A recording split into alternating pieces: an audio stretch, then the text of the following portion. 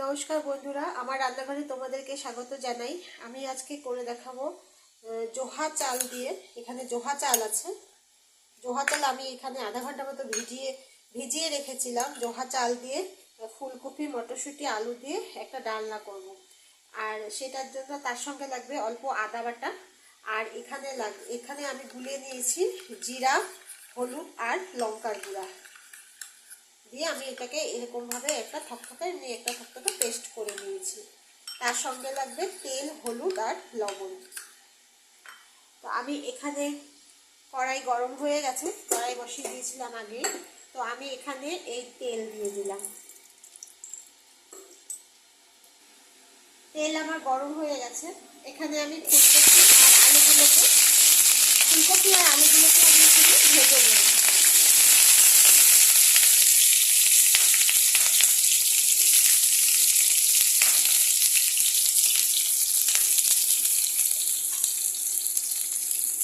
অল্প লবণ আর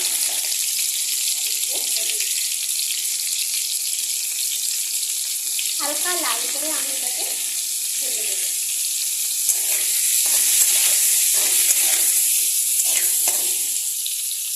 যে আলু ফুলকপিগুলো আমার হালকা লাল করে আমার ভাজা হয়ে গেছে। এখন এগুলোকে আমি উঠিয়ে নেব। যে আমি আলু ফুলকপিগুলোকে উঠিয়ে নিয়েছি। এখন আমি কড়াইতে আবার একটু তেল দিয়ে দেবো।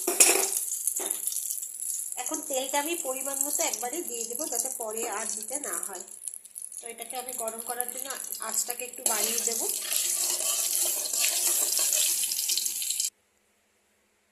আমি তেলের মধ্যে দিয়ে দেবো জিরা আর তেজপাতা। জিরা তেজপাতার কথা আমি আগে বলা হয়নি। এখন আমি এটার মধ্যে জিরা তেজপাতা দিয়ে দিলাম। তার সঙ্গে দিয়ে দিলাম এই অল্প একটু আদা বাটা। এটা জাস্ট আদাটা দেওয়ার সাথে সাথেই আমি এখানে এই গুলে রাখা মশলাটা দিয়ে দেবো, যাতে আদাটা কলায় লেগে না যায়।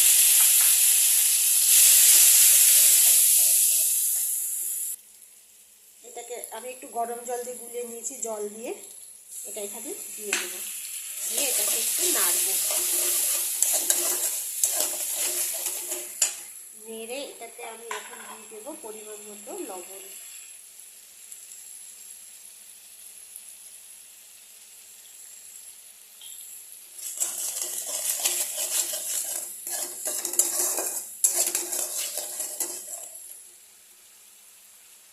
মশলাটা 1 মিনিট আমি কষিয়ে নিয়েছি। তারপরে আমি এখানে দিয়ে দেবো এই মটরশুঁটিগুলো।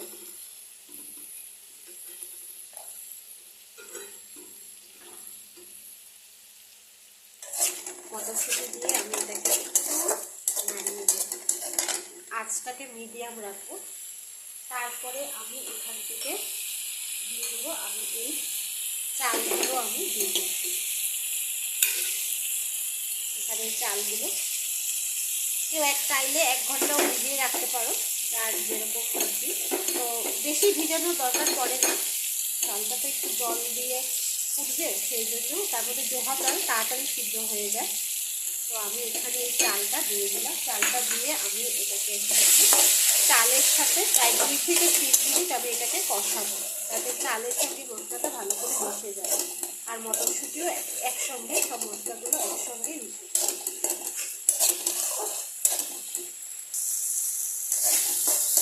2 মিনিট আমি এটাকে নাড়িয়ে নিয়েছি। এখন আমি এটার মধ্যে আলু ভাজা করে রাখা আলুগুলো দিয়ে দেবো। এই ভেজে রাখা আলুগুলো দিয়ে আমি এটাকে একটুখানি নাড়িয়ে নেব।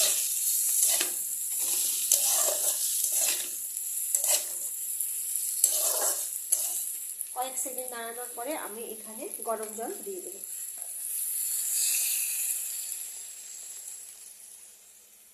একটু ঝোল ঝোল রাখবো, কারণ চালটা কি হবে, হয় ঠান্ডা হওয়ার সাথে সাথে ঝোলটাকে টেনে নেয়। সেই জন্য এটা একটু ঝোল ঝোল করলে ভালো। একটু ঠান্ডা হতে না হতেই চালটা টেনে নিয়ে মানে ঝোলটা একদম নাই হয়ে যায়।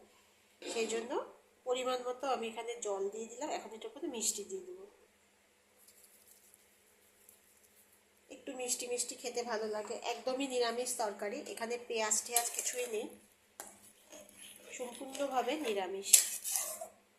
দিয়ে আঁচটাকে একটু মিডিয়াম থেকে একটু বাড়িয়ে দিয়ে আমি এটাকে ঢাকা দিয়ে 5 মিনিট পরে আমি ফিরছি।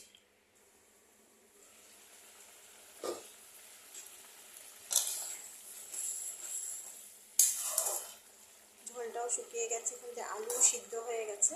এখন আমি এখানে ভেজে রাখা ফুলকপিগুলো দিয়ে দিব। ফুলকপিগুলো ঝোলে আগে দিইনি, কারণ খুব নরম হয়ে যায়, তখন খেতে অতটা ভালো লাগে না। একটু শক্ত শক্ত থাকলে ফুলকপিটা খেতে ভালো লাগে। অনেকে একবারে প্রথম থেকেই দিয়ে দেয় নরম হয়ে হওয়ার জন্য, অনেকে আবার একটু শক্ত খায়, তা আমরা একটু শক্ত বেশি ভালোবাসি। তো ফুলকপিটার জন্য ফুলকপিটা দিয়েছি, তাই 2 মিনিট আমি এখানে একটু গরম জল আবার দিয়ে দেবো। দিয়ে জাস্ট 2 মিনিট একটু সিদ্ধ করব। ফুলকপিটা তো আধা হয়ে গেছে, বাকি আধাটা অল্প সিদ্ধ করেই আমি তারপরে গ্যাস বন্ধ করে দেব। দেখো এটা আমার পুরো হয়ে গেছে। আমি এরকম থাকতেই আমি গ্যাস বন্ধ করে দেব। তারপরে এটার মধ্যে দিয়ে দেবো আমি এখানে গরম মশলা, মানে এলাচ আর দারচিনি। অন্য কিছু আমি দিইনি, তোমরা চাইলে দিতে পারো। এখানে এলাচ আর দারচিনিটাই বেশি থাকবে, সেই জন্য এখানে দিয়ে দিয়েছি এলাচ আর দারচিনি।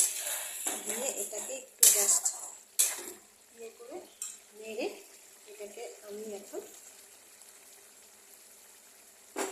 গ্যাস বন্ধ করে দিই। আমার রান্না কমপ্লিট। আমার রেসিপি তোমাদের যদি ভালো লেগে থাকে তবে লাইক, শেয়ার আর সাবস্ক্রাইব করে দেবে। তোমাদের যদি অন্য কোনো ধরনের রেসিপি তোমরা জানো এই চাল দিয়ে, আমাকে শেয়ার করবে।